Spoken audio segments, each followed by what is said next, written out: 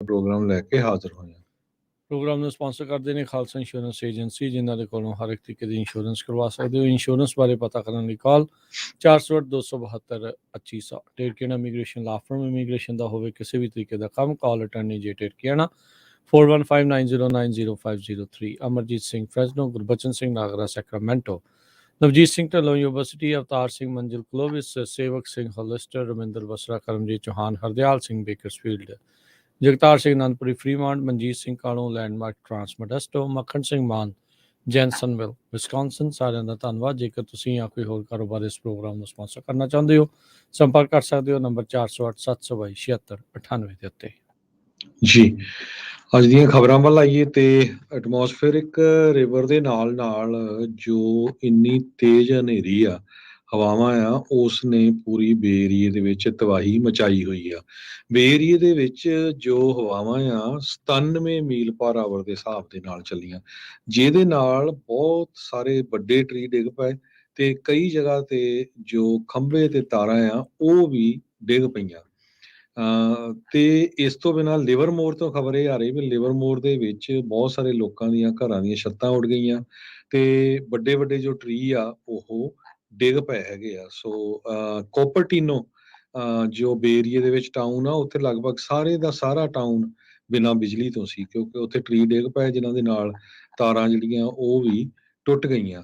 ਤੇ ਇੱਥੇ ਤੱਕ ਗੱਲ ਚਲੇ ਗਈ, ਸੈਨ ਫਰਾਂਸਿਸਕੋ ਏਅਰਪੋਰਟ ਨੇ ਜਿਹੜੀਆਂ ਫਲਾਈਟਸ ਆਉਂਦੀਆਂ ਸੀਆਂ ਉਹਨਾਂ ਨੂੰ ਇਨਬਾਊਂਡ ਫਲਾਈਟਸ ਨੂੰ ਰੋਕਣ ਲਈ ਨਾ ਕਰ ਦਿੱਤੀ ਵੀ ਤੁਸੀਂ ਜਾਂ ਤਾਂ ਓਕਲੈਂਡ ਜਾਂ ਹੋਰ ਕਿਸੇ ਏਅਰਪੋਰਟ ਤੇ ਉਤਰੋ, ਜਿਹਦੇ ਨਾਲ ਬਹੁਤ ਸਾਰੀਆਂ ਫਲਾਈਟਸ ਜੋ ਆ ਉਹ ਡਿਲੇ ਹੋ ਗਈਆਂ।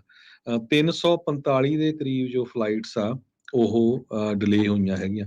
ਸੈਨ ਫਰਾਂਸਿਸਕੋ ਏਅਰਪੋਰਟ ਦੇ ਉੱਤੇ ਜੋ ਹਵਾਵਾਂ ਆ, ਹਵਾ ਉਹ 74 ਮੀਲ ਪਰ ਆਵਰ ਦੇ ਹਿਸਾਬ ਨਾਲ ਤੇਜ਼ ਚੱਲ ਰਹੀ ਸੀ।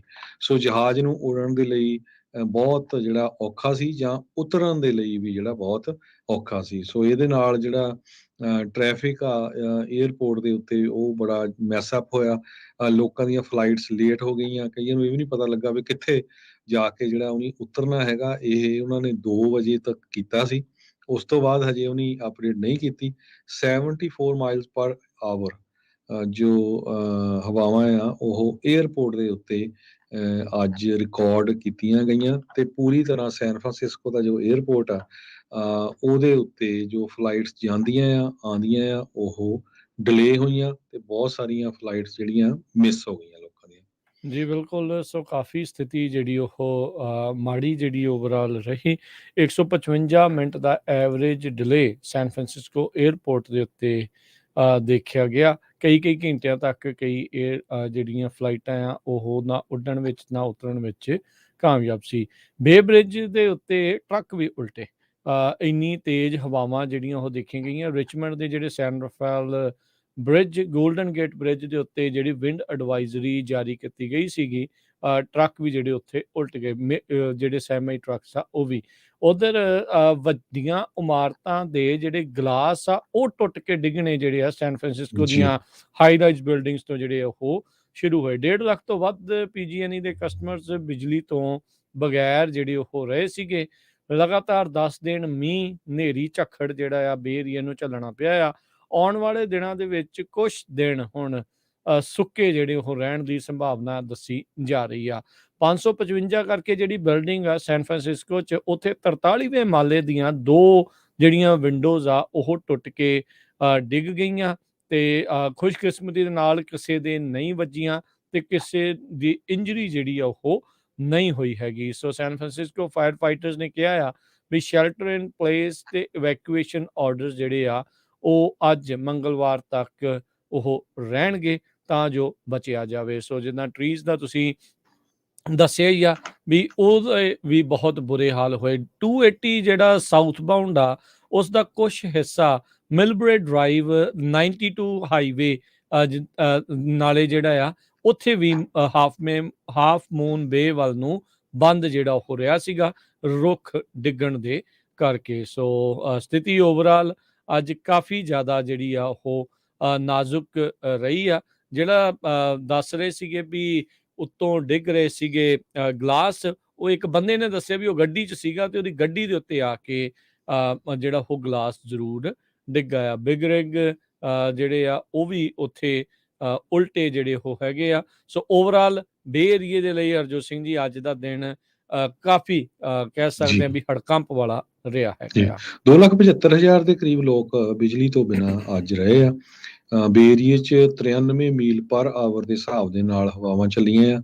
ਜਿਹੜਾ ਟਾਵਰ ਦੀ ਆਪਾਂ ਗੱਲ ਕਰਦੇ ਆ ਉਸ ਨੂੰ ਜਿਹੜਾ ਟਰੰਪ ਆਰਗੇਨਾਈਜੇਸ਼ਨ ਉਸ ਟਾਵਰ ਨੂੰ ਓਨ ਕਰਦੀ ਆ ਤੇ ਬੜਾ ਇਹ ਪੋਪੂਲਰ ਟਾਵਰ ਹੈਗਾ। ਕਈ ਮੂਵੀਜ਼ ਦੇ ਵਿੱਚ ਵੀ ਇਹ ਜਿਹੜਾ ਟਾਵਰ ਆਇਆ ਹੈਗਾ, ਜਿਸ ਤਰ੍ਹਾਂ Dirty Harry, Towering Inferno, Skyscraper West Mississippi ਤੋਂ ਇੱਧਰ ਜਿਹੜਾ ਸਭ ਤੋਂ ਉੱਚਾ ਇਹ ਟਾਵਰ ਆ।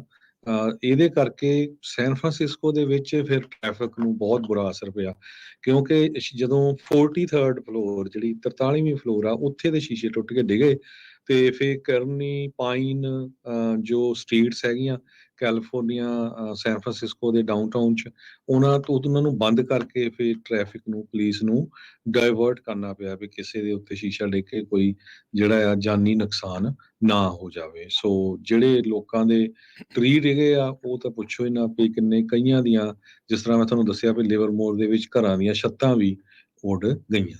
ਜੀ ਕੈਲ ਟ੍ਰੇਨ ਵਾਲਿਆਂ ਨੇ ਦੱਸਿਆ ਵੀ ਜਿਹੜੀ ਰੇਲ ਦੀ ਪਟੜੀ ਦੇ ਉੱਤੇ ਵੀ ਕਈ ਰੁੱਖ ਜਿਹੜੇ ਉਹ ਡਿੱਗੇ, ਜਿਹਦੇ ਕਰਕੇ ਟ੍ਰੇਨ ਦੇ ਆਵਾਜਾਈ ਦੇ ਵਿੱਚ ਵੀ ਜਿਹੜਾ ਉਹ ਦਾ ਸਾਹਮਣਾ ਕਰਨਾ ਪਿਆ ਹੈ। ਸੋ ਸਥਿਤੀ ਓਵਰਆਲ ਅੱਜ ਦੇ ਦਿਨ ਦੇ ਲਈ ਜਿਹੜੀ ਉਹ ਮਾੜੀ ਰਹੀ। ਆਪਾਂ ਜਿੱਦਾਂ ਪਹਿਲਾਂ ਦੱਸਦੇ ਆ ਰਹੇ ਹਾਂ ਵੀ ਰੁੱਖ ਜਿਹੜੇ ਆਪਣੀਆਂ ਜੜ੍ਹਾਂ ਇੱਕ ਹਿਸਾਬ ਦੇ ਨਾਲ ਛੱਡ ਚੁੱਕੇ ਆ, ਕਿਉਂਕਿ ਮੀਂਹ ਇੰਨਾ ਪਿਆ ਆ ਵੀ ਜਿਹੜੀ ਸੋਇਲ ਆ ਉਹ ਪੂਰੀ ਤਰ੍ਹਾਂ ਸੈਚੂਰੇਟ ਹੋਈ ਆ ਤੇ ਵੱਡੇ ਰੁੱਖ ਜਿਹੜੇ ਉਹ ਸਭ ਤੋਂ ਜਲਦੀ ਡਿੱਗ ਰਹੇ ਸੀ। ਅਗਲੀ ਜਿਹੜੀ ਜੀ ਖਬਰ ਉਸ ਦੇ ਉੱਤੇ ਨਜ਼ਰ ਮਾਰਦੇ ਜਾਈਏ ਤਾਂ US ਦਾ ਜਿਹੜਾ ਇੱਕ ਡਰੋਨ ਆ ਉਸ ਨੂੰ ਇਹ ਕਿਹਾ ਜਾ ਰਿਹਾ ਵੀ ਰਸ਼ੀਅਨ ਫਾਈਟਰ ਜੈਟਸ ਆ ਉਹਨਾਂ ਨੇ ਉਸ ਨੂੰ ਫੋਰਸਫੁਲੀ ਡਾਊਨ ਇੱਕ ਹਿਸਾਬ ਦੇ ਨਾਲ ਕਰ ਦਿੱਤਾ ਬਲੈਕ ਸੀ ਦੇ ਉੱਤੇ। MQ-9 ਰੀਪਰ ਡਰੋਨ ਅਮਰੀਕਾ ਦਾ ਜਿਹੜਾ ਰਿਮੋਟਲੀ ਰਨ ਕੀਤਾ ਜਾਂਦਾ ਆ, ਉਸ ਦੇ ਨਾਲ ਜਿਹੜੇ 2 ਰਸ਼ੀਅਨ Su-27 에ਅਰਕ੍ਰਾਫਟ ਆ ਉਹ ਇੱਕ ਹਿਸਾਬ ਦੇ ਨਾਲ ਭਿੜਤ ਹੋਈ ਉਹਨਾਂ ਦੀ ਇੰਟਰਨੈਸ਼ਨਲ ਵਾਟਰਸ ਦੇ ਉੱਤੇ ਬਲੈਕ ਸੀ ਦੇ ਵਿੱਚ। ਇਹ ਰਸ਼ੀਅਨ ਜੈਟਸ ਕਹਿੰਦੇ ਵੀ ਇਹ ਜਿਹੜੇ US ਯੂਰਪੀਅਨ ਕਮਾਂਡ ਵਾਲੇ ਕਹਿ ਰਹੇ ਵੀ ਰਸ਼ੀਅਨ ਜੈਟਸ ਆ ਉਹ ਜਾਣ ਬੁੱਝ ਕੇ ਇਸ ਦੇ ਮੋਹਰੇ ਜਿਹੜੇ ਉਹ ਉੱਡ ਰਹੇ ਸੀ ਤੇ ਉਹਨਾਂ ਨੇ ਜਾਣ ਬੁੱਝ ਕੇ ਇਸ ਦੇ ਉੱਤੇ ਆਪਣਾ ਤੇਲ ਆ ਫਿਊਲ ਆ ਉਹ ਡੰਪ ਕੀਤਾ, ਜਿਸ ਕਰਕੇ 에ਅਰਕ੍ਰਾਫਟ ਦੇ ਜਿਹੜਾ ਪ੍ਰੋਪੈਲਰ ਆ ਉਸ ਨੂੰ ਜਿਹੜਾ ਨੁਕਸਾਨ ਜਿਹੜਾ ਉਹ ਪਹੁੰਚ ਗਿਆ ਤੇ US ਫੋਰਸਿਸ ਨੂੰ ਆਪਣਾ MQ-9 ਰੀਪਰ ਡਰੋਨ ਆ ਉਹ ਵਾਪਸ ਜਿਹੜਾ ਉਤਾਰਨਾ ਪਿਆ ਹੈਗਾ ਆ। ਪੈਂਟਾਗਨ ਦੇ spokesperson brigadier general Patrick rider ਉਹਨਾਂ ਨੇ ਜਿਹੜਾ ਉਹ ਕਿਹਾ ਵੀ ਰਸ਼ੀਅਨ 에ਅਰਕ੍ਰਾਫਟ ਆ ਉਹ ਡਰੋਨ ਦੀ ਵਿਸਿਨਿਟੀ ਦੇ ਵਿੱਚ ਉਹ ਚੱਲ ਰਹੇ ਸੀਗੇ। 30-40 ਮਿੰਟ ਉਸ ਦੇ ਨਜ਼ਦੀਕ ਉੱਡਦੇ ਰਹੇ। ਜਸਟ ਬਿਫੋਰ 7 ਵਜੇ ਯੂਰਪੀਅਨ ਸੈਂਟਰਲ ਟਾਈਮ ਦੇ ਮੁਤਾਬਕ ਉੱਥੇ ਉਹ ਇਸ ਦੇ ਵਿੱਚ ਕੋਲਾਈਡ ਕਰ ਗਏ ਆ। MQ-9 ਆਪਣੀ ਰੂਟੀਨ ਆਪਰੇਸ਼ਨਸ ਉਹ ਕਰ ਰਿਹਾ ਸੀ ਇੰਟਰਨੈਸ਼ਨਲ 에ਅਰ ਸਪੇਸ ਦੇ ਵਿੱਚ, ਜਿੱਥੇ ਰਸ਼ੀਅਨ 에ਅਰਕ੍ਰਾਫਟਸ ਨੇ ਇਸ ਨੂੰ ਇੰਟਰਸੈਪਟ ਕੀਤਾ ਆ। ਰੂਸੀ ਜਿਹੜੇ ਆ ਇਸ ਘਟਨਾ ਦੇ ਵਿੱਚ ਇਹ ਕਹਿ ਰਹੇ ਆ ਵੀ ਸਾਡਾ ਕੋਈ ਵੀ ਇਸ ਦੇ ਵਿੱਚ ਹੱਥ ਨਹੀਂ ਆ, ਪਰ ਜਿਹੜਾ ਰੀਪਰ ਹੈਗਾ ਆ ਡਰੋਨ ਉਹ ਰਸ਼ੀਅਨ ਜੈਟਸ ਦੇ ਨਾਲ ਕੋਲਾਈਡ ਕੀਤਾ ਹੈਗਾ ਆ। ਪ੍ਰੈਜ਼ੀਡੈਂਟ ਜੋ ਬਾਈਡਨ ਉਹਨਾਂ ਨੂੰ ਇਸ ਇਨਸੀਡੈਂਟ ਦੇ ਸੰਬੰਧ ਦੇ ਵਿੱਚ ਬਰੀਫ ਕੀਤਾ ਗਿਆ ਨੈਸ਼ਨਲ ਐਡਵਾਈਜ਼ਰ ਜੇਕ ਸੁਲੀਵਾਨ ਵੱਲੋਂ, ਤੇ ਇਸ ਤੋਂ ਬਿਨਾਂ National Security Council communication coordinator John Kirby ਉਹਨਾਂ ਨੇ ਤੇ ਡਿਪਾਰਟਮੈਂਟ ਆਫ ਡਿਫੈਂਸ ਦੇ ਆਫੀਸ਼ੀਅਲਸ ਨੇ ਪ੍ਰੈਜ਼ੀਡੈਂਟ ਦੇ ਨਾਲ ਇਹ ਸਾਰੀ ਜਿਹੜੀ ਗੱਲਬਾਤ ਕੀਤੀ ਹੈਗੀ ਆ। ਸੋ ਕਹਿੰਦੇ ਵੀ ਇਹ ਜਾਣ ਬੁੱਝ ਕੇ ਜਿਹੜਾ ਆ ਰਸ਼ੀਆ ਵੱਲੋਂ ਕੀਤਾ ਗਿਆ ਤੇ ਉਹਨਾਂ ਨੇ ਜੋ ਇੰਟਰਨੈਸ਼ਨਲ ਬਾਰਡਰਸ ਹੈਗੇ ਸਪੇਸ ਦੇ ਵਿੱਚ ਉਸ ਨੂੰ ਵਾਇਲੇਟ ਕੀਤਾ ਗਿਆ ਹੈਗਾ ਆ। ਜਿਹੜੇ ਡਰੋਨ ਸੀਗਾ USA ਦਾ ਇਹ ਕਹਿੰਦੇ 50,000 ਫੁੱਟ ਦੀ ਉਚਾਈ ਤੱਕ ਉੱਡ ਸਕਦਾ ਹੈ। ਜੀ ਤੇ ਅਗਲੀ ਖਬਰ ਵੱਲ ਚਲੀਏ। ਅੱਜ ਪ੍ਰੈਜ਼ੀਡੈਂਟ ਜੋ ਬਾਈਡਨ ਹੁਣੀ ਸਾਡੀ ਸਟੇਟ ਕੈਲੀਫੋਰਨੀਆ ਦੇ ਵਿੱਚ ਆਏ ਹੋਏ ਆ ਤੇ ਮੋਨਰੇ ਕਾਉਂਟੀ ਦੇ ਮੋਨਰੇ ਪਾਰਕ ਦੇ ਵਿੱਚ ਉਹਨਾਂ ਨੇ ਜਿਹੜਾ ਵਿਜ਼ਿਟ ਕੀਤਾ ਆ ਤੇ ਅੱਜ ਉਹਨਾਂ ਨੇ ਇਹ ਕਿਹਾ ਆ ਵੀ ਆਪਣੇ ਜੋ ਗਨ ਕੰਟਰੋਲ ਨੂੰ ਲੈ ਕੇ ਸਾਰਿਆਂ ਦੀ ਜਿਹੜੀ ਜੋ ਵੀ ਕੋਈ ਗਨ ਖਰੀਦਣਾ ਚਾਹੁੰਦਾ ਆ ਉਹਨਾਂ ਦੀ ਬੈਕਗਰਾਉਂਡ ਚੈੱਕ ਹੋਣੀ ਹੈਗੀ ਆ। ਇਹ ਉਹਨਾਂ ਨੇ ਇੱਕ ਐਗਜ਼ੀਕਿਊਟਿਵ ਆਰਡਰ ਜਾਰੀ ਕੀਤਾ ਹੈਗਾ ਆ। ਸੋ ਮੋਨਰੇ ਪਾਰਕ ਦੇ ਵਿੱਚ ਪਿਛਲੇ ਸਮੇਂ ਤੁਹਾਨੂੰ ਪਤਾ ਹੀ ਆ ਵੀ 11 ਲੋਕਾਂ ਦੀ ਮੌਤ ਹੋ ਗਈ ਸੀ ਜਦੋਂ ਲੂਨਰ ਨਿਊ ਈਅਰ ਸੈਲੀਬ੍ਰੇਸ਼ਨ ਚੱਲ ਰਹੀ ਸੀਗੀ। ਇੱਕ ਬੰਦੇ ਵੱਲੋਂ ਗੋਲੀਆਂ ਚਲਾ ਕੇ ਮਾਰ ਦਿੱਤਾ ਗਿਆ ਸੀਗਾ।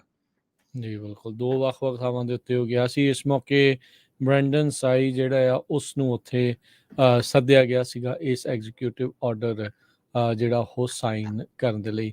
ਬਾਈਡਨ ਹੁਣਾਂ ਨੇ FTC ਫੈਡਰਲ ਟ੍ਰੇਡ ਕਮਿਸ਼ਨ ਨੂੰ ਇਹ ਗੁਹਾਰ ਲਾਈ ਆ ਵੀ ਉਹ ਇੱਕ ਪਬਲਿਕ ਰਿਪੋਰਟ ਜਾਰੀ ਕਰਨ ਇਸ ਚੀਜ਼ ਨੂੰ ਜਿਹੜੀ ਕਿ ਐਨਾਲਾਈਜ਼ ਕਰੇ ਵੀ ਗਨ ਮੈਨੂਫੈਕਚਰਰਸ ਜਿਹੜੇ ਫਾਇਰ ਆਰਮਸ ਆ ਉਹ ਮਾਈਨਰਸ 18 ਸਾਲ ਤੋਂ ਘੱਟ ਉਮਰ ਦੇ ਬੱਚਿਆਂ ਨੂੰ ਕਿੱਦਾਂ ਮਾਰਕੀਟ ਜਿਹੜੀ ਇਸ ਦੇ ਵਿੱਚ ਕਰਦੇ ਹੈਗੇ ਆ।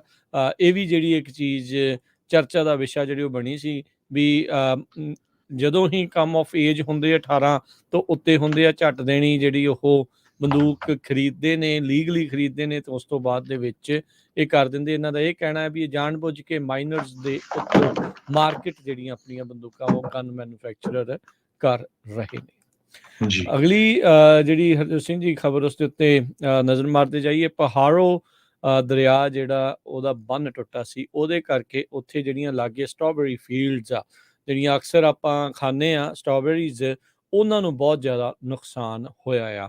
3 ਦਿਨ ਤੋਂ ਜਿਹੜੇ ਲਗਾਤਾਰ ਉਹ ਟੁੱਟਿਆਂ ਨੂੰ ਬੰਨ ਨੂੰ ਹੋ ਗਏ ਆ ਤੇ ਪੂਰੀ ਤਰ੍ਹਾਂ ਉਹ ਫਲੱਡ ਕਰ ਚੁੱਕੇ ਆ। ਸੋ ਖੇਤੀਬਾੜੀ ਵਾਲਾ ਉਹ ਇਲਾਕਾ ਸੀਗਾ ਪਹਾੜੋ ਜਿਹੜੀ ਵੈਲੀ ਆ ਬਹੁਤ ਹੀ ਫਰਟਾਈਲ ਲੈਂਡ ਜਿਹੜੀ ਇਸ ਦੇ ਵਿੱਚ ਦੱਸੀ ਜਾਂਦੀ ਆ ਤੇ ਇਹ ਮੌਕਾ ਸੀਗਾ ਜਿਹੜੇ ਸਟ੍ਰਾਬੇਰੀਜ਼ ਆ ਉਹਨਾਂ ਦੇ ਉੱਗਣ ਦਾ। ਪਰ ਪਾਣੀ ਇੰਨਾ ਕੁ ਜ਼ਿਆਦਾ ਆ ਗਿਆ ਵੀ ਕਈ ਏਕੜ ਜਿਹੜੇ ਆ ਇਸ ਦੇ ਵਿੱਚ ਡੁੱਬ ਗਏ ਆ। ਸੋ ਆਉਣ ਵਾਲੇ ਦਿਨਾਂ ਦੇ ਵਿੱਚ ਹਰਜੋਤ ਸਿੰਘ ਜੀ ਇਸ ਵਾਰੀ ਜਿਹੜਾ ਸੀਜ਼ਨ ਆ ਪ੍ਰੋਡਿਊਸ ਦਾ ਸੀਜ਼ਨ ਕੋਈ ਬਹੁਤਾ ਜ਼ਿਆਦਾ ਚੰਗਾ ਸ਼ਾਇਦ ਨਾ ਰਵੇ। ਮੋਨਰੇ ਕਾਉਂਟੀ ਐਗਰੀਕਲਚਰ ਦੇ ਲਈ $4.1 ਬਿਲੀਅਨ ਦੀ ਇੰਡਸਟਰੀ ਦੱਸੀ ਜਾਂਦੀ ਆ ਤੇ ਚੌਥੀ ਸਭ ਤੋਂ ਵੱਡਾ ਵੈਲਿਊਏਬਲ ਪ੍ਰੋਡਿਊਸਰ ਇਸ ਸੂਬੇ ਦੇ ਵਿੱਚ ਹੈਗਾ ਆ ਲੈਟਸ, ਸਟ੍ਰਾਬੇਰੀਜ਼, ਬਰੋਕਲੀ ਤੇ ਜਿਹੜੀਆਂ ਆ ਗ੍ਰੇਪਸ। ਸੋ ਇੱਥੇ ਜਿਹੜਾ ਇਹ ਬੰਨ ਟੁੱਟਣ ਦੇ ਨਾਲ ਇਸ ਵਾਰ ਇਹਨਾਂ ਸਾਰੀਆਂ ਹੀ ਫਸਲਾਂ ਦੇ ਉੱਤੇ ਕਾਫੀ ਨੁਕਸਾਨ ਜਿਹੜਾ ਆ ਉਹ ਪਹੁੰਚਣ ਵਾਲਾ ਹੈਗਾ ਆ। ਸੋ ਮੋਨਰੇ ਕਾਉਂਟੀ ਐਗਰੀਕਲਚਰ ਕਮਿਸ਼ਨ ਵਾਨ ਹਿਡਲਗੋ ਉਹਨਾਂ ਨੇ ਜਿਹੜਾ ਉਹ ਕਿਹਾ ਆ ਵੀ ਉਸ ਟਾਈਮ ਦੇ ਉੱਤੇ ਫਲੱਡ ਹੜ੍ਹ ਆਏ ਆ ਜਦੋਂ ਇਹਨਾਂ ਦਾ ਜਿਹੜਾ ਕ੍ਰੌਪ ਸਾਈਕਲ ਆ ਉਹ ਬਿਲਕੁਲ ਮਿਡਲ ਦੇ ਵਿੱਚ ਚੱਲ ਰਿਹਾ ਸੀਗਾ। ਮਾਰਚ ਅਪ੍ਰੈਲ ਦੇ ਵਿੱਚ ਪਹਿਲਾ ਪ੍ਰੋਡਿਊਸ ਜਿਹੜੀਆਂ ਆ ਇਹ ਕਰ ਦਿੰਦੀਆਂ ਆ। 3 ਕੁ ਮਹੀਨੇ ਦਾ ਟੋਟਲ ਕ੍ਰੌਪ ਸਾਈਕਲ ਇਹਨਾਂ ਦਾ ਰਹਿੰਦਾ ਆ ਤੇ ਹੁਣ ਇੰਨੇ ਨੁਕਸਾਨ ਤੋਂ ਬਾਅਦ ਕਦੋਂ ਪਾਣੀ ਨਿਕਲੂਗਾ, ਕਦੋਂ ਜਿਹੜਾ ਉਹ ਦੁਬਾਰਾ ਲੱਗੂਗਾ ਤੇ ਕਦੋਂ ਇਹ ਹੋਣਗੀਆਂ, ਇਹਦੇ ਨਾਲ ਇਸ ਵਾਰ ਪ੍ਰੋਡਿਊਸ ਦੇ ਉੱਤੇ ਖਾਸਾ ਅਸਰ ਪਏਗਾ। ਜੀ ਬਿਲਕੁਲ।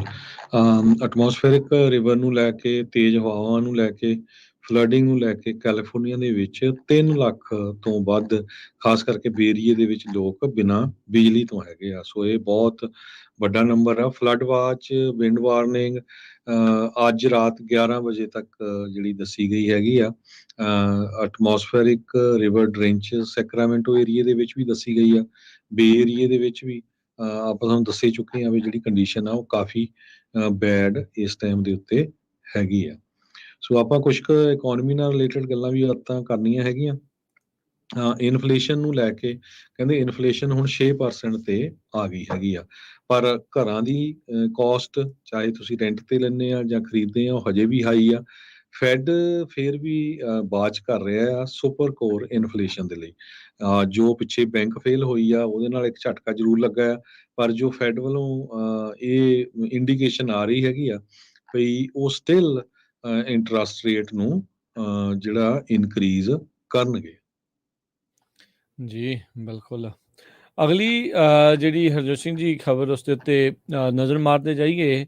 ਸਭ ਨੂੰ ਯਾਦ ਹੋਣਾ ਜਿਹੜਾ ਹਰਜੋਤ ਸਿੰਘ ਜੀ ਇੱਕ ਨਿਤਿਆਨੰਦ ਕਰਕੇ ਸੀਗਾ ਭਾਰਤ ਦੇ ਵਿੱਚ ਰੇਪਿਸਟ ਜਿਹੜਾ ਉਹਨੇ ਬਾਅਦ ਦੇ ਵਿੱਚ ਆਪਣਾ ਜਾ ਕੇ ਕੈਲਾਸਾ ਕਰਕੇ ਇੱਕ ਮੁਲਕ ਵੀ ਜਿਹੜਾ ਉਹ ਬਣਾ ਲਿਆ। ਨਿਊ ਯਾਰਕ ਵਾਲਿਆਂ ਨੇ, ਨਿਊ ਜਰਸੀ ਵਾਲਿਆਂ ਨੇ ਉੱਧਰ ਉਹਨਾਂ ਦੇ ਨਾਲ ਇੱਕ ਟਵਿਨ ਸਿਟੀ ਵਾਲਾ ਪ੍ਰੋਗਰਾਮ ਆ ਉਹ ਸਾਈਨ ਜਿਹੜਾ ਉਹ ਕਰ ਲਿਆ।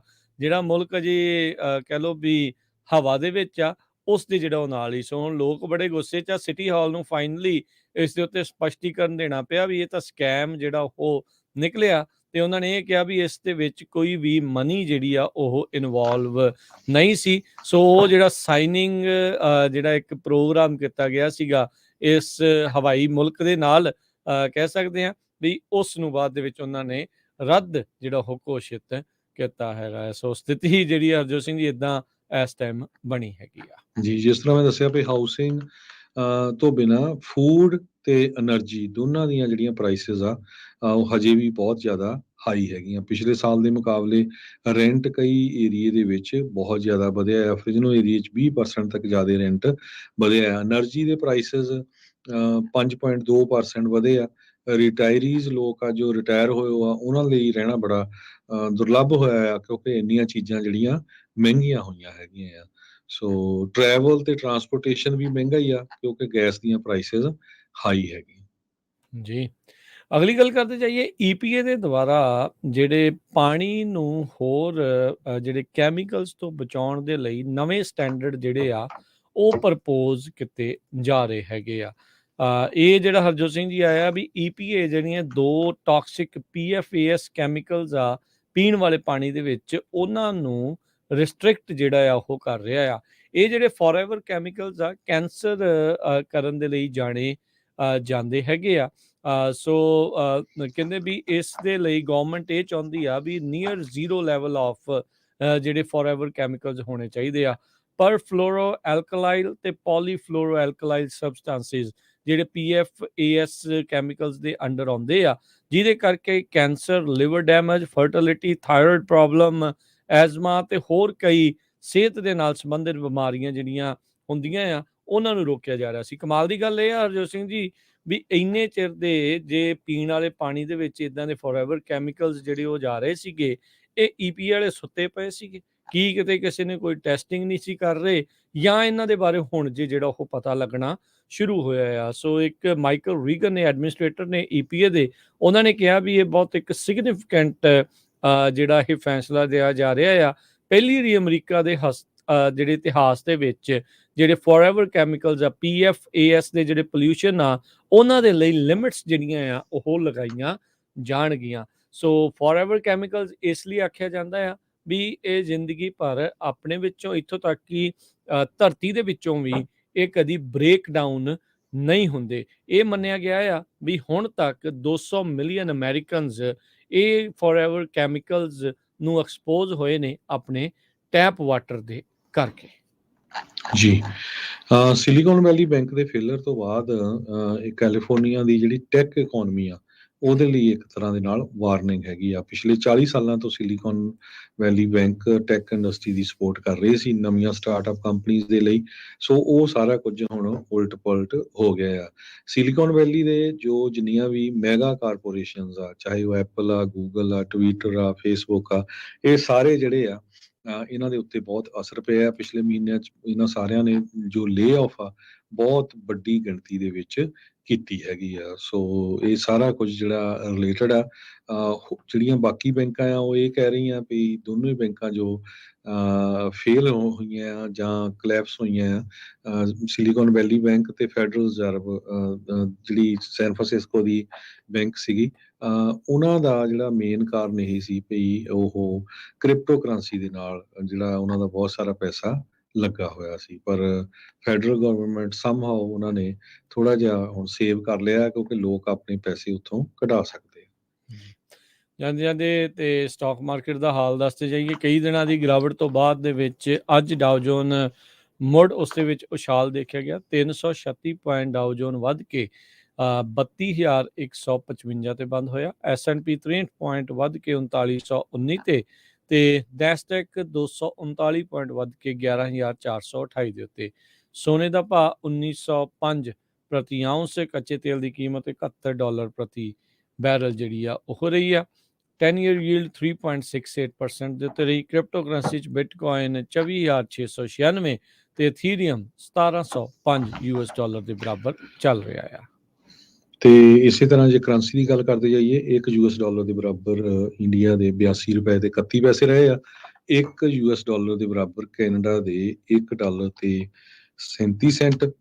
ਤੇ ਜਾਂਦੇ ਜਾਂਦੇ ਸਰੋਤਿਆਂ ਨੂੰ ਦੱਸਦੇ ਜਾਈਏ ਵੀ ਸੈਕਰਾਮੈਂਟੋ ਗੁਰਦੁਆਰਾ ਸਾਹਿਬ ਜੋ ਬਰਾਡਸ਼ਾਹ ਰੋਡ ਆ ਉੱਥੇ ਨਗਰ ਕੀਰਤਨ ਹੋਣ ਜਾ ਰਿਹਾ ਆ, ਤੇ ਉਸ ਦੇ ਸੰਬੰਧ ਦੇ ਵਿੱਚ ਵੱਡੇ ਕਾਫੀ ਵਧੀਆ ਜਿਹੜੇ ਕੀਰਤਨ ਦਰਬਾਰ ਉੱਥੇ ਚੱਲ ਰਹੇ ਆ, ਵਧੀਆ ਜਥੇ ਆਏ ਹੋ ਆ, ਤੇ ਆਪਣੀ ਜਿਹੜੀ ਕੋਸ਼ਿਸ਼ ਰਹੂਗੀ ਵੀ ਪੰਜਾਬੀ ਰੇਡੀਓ USA ਦੇ ਉੱਤੇ ਜਿਹੜੇ ਸ਼ਾਮ ਦੇ ਪ੍ਰੋਗਰਾਮ ਆ ਉਹ ਲਾਈਵ ਤੁਹਾਡੇ ਨਾਲ ਆਪਾਂ ਅੱਜ ਤੋਂ ਉਹ ਸ਼ੁਰੂ ਕਰਾਂਗੇ ਜੀ।